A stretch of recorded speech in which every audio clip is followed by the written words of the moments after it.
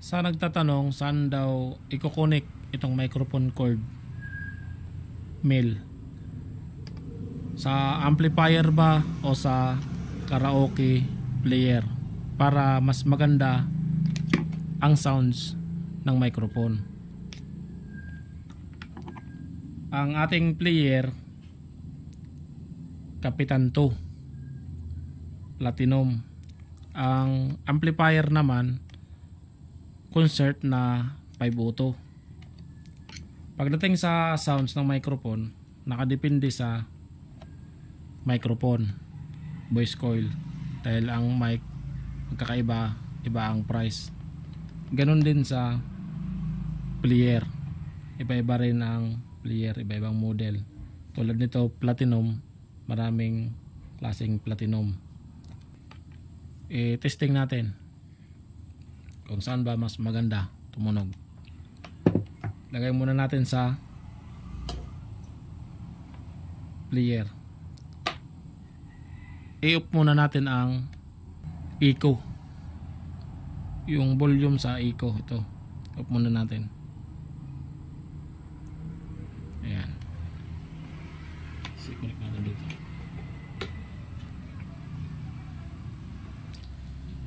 Hey sound, hello. Hey sound, mic. Hey.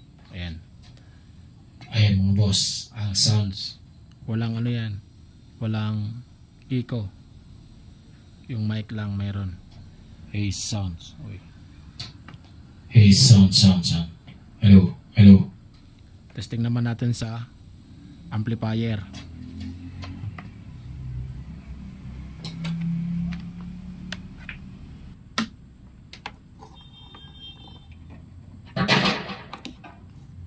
I-off din natin ang volume ng microphone, echo ng amplifier. Ito, i-off natin. Ayan. Hey sound, hello. Hey sound, hello. Ayan ang sounds ng kapag inilagay sa amplifier. Hey sound. Ito nga pala mga boss, kailangan i-on itong karaoke para magkaroon ng sounds ang microphone. Ito, i-on natin yan. Kapag naka-hold, walang sound. Hey sound. Hey, hello. Hey. Ayan. Lagyan natin ng echo. Ito yung echo. Hey sound, hey, hello sound. Hey sound check. Oy, cargado. Hey sound check. Hey sound check, mic. Hello sound check. Eh mga boss, merong echo. Hey sound check. Hey. Hello sound. Meron na siyang echo. Hey sound. Hey. Testing naman natin sa player. Hello sound check, mic 1 2. Hey sound. Ayan. Wala pang echo. Hey sound. Hey sound check.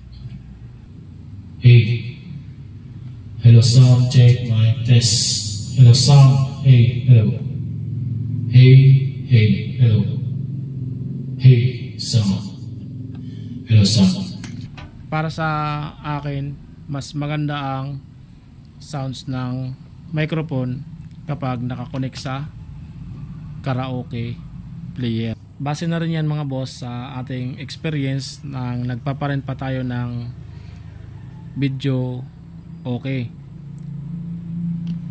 Kasi minsan kapag nagkakabireya ang lagayan ng microphone cord dito sa player, inalalagay na lang natin sa amplifier. Doon natin i-connect ang microphone.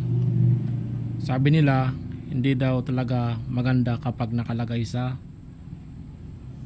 amplifier. Yun lang naman ang na experience natin na nagpaparenta pa tayo ng video okay. Pero sa ngayon din, ayan, na testing naman natin ang ating player, Platinum Kapitan 2 at Concert na 5 auto ang amplifier. Pero nakadepende pa rin yan sa microphone at sa player, kasi ang player nga maraming klase, iba-iba rin ang price. Ganon din sa microphone. Dati ang gamit natin na player yung P series, tapos nag-upgrade TG series naman, tapos ngayon Kapitan 2. Ito nga pala na Kapitan 2 Platinum, meron na siyang keypad. Ito infrared light para sa remote extender. Langan lang ito nakaharap doon para magkaroon ng contact yung ating keypad button. Ito mga boss ang kanyang keypad na kasama na kapag bumili tayo ng player na Kapitan 2 Platinum. Bali dalawa na ang iyong play. Pag enter ng number, pwede rito, pwede rin dito sa keypad. Ayan,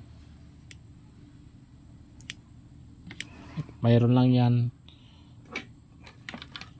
connection sa player to. Yun na po mga boss, maraming salamat sa panonood sa ating video.